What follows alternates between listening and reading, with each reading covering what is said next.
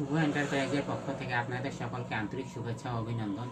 আজ আমরা পবিত্র ঈদুল আজহাকে সামনে রেখে দ্রুত গরু মোটা তাজাকরণে প্রতি 100 কেজি দানাদার খাদ্য কীভাবে তৈরি করতে হয় সেই সম্পর্কে আপনাদের সামনে তুলে ধরব।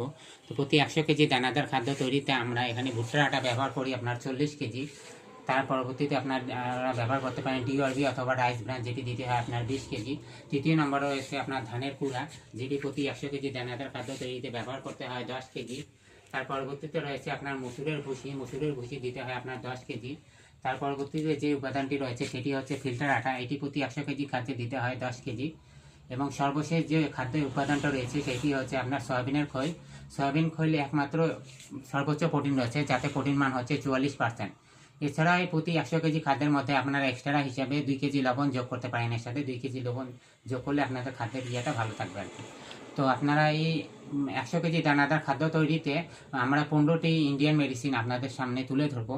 এই 15টি ইন্ডিয়ান মেডিসিন এর ওজন হচ্ছে আপনার 8 কেজি 500 গ্রাম, এবং এর পাইকারি মূল্য শুধুমাত্র আপনাদের জন্য পবিত্র ঈদুল আজহাকে সামনে রেখে এর পাইকারি প্যাকেজ মূল্য আপনাদের জন্য রাখছি আমরা 1250 টাকা।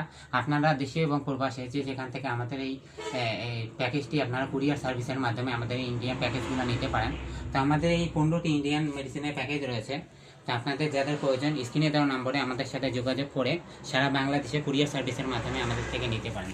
আজকে আমরা ভিডিও লং করব না, যেহেতু আমরা এই মেডিসিনগুলো আপনাদের সামনে পূর্বে তুলে ধরেছি। তো এই মেডিসিনগুলো সংক্ষেপে আপনাদের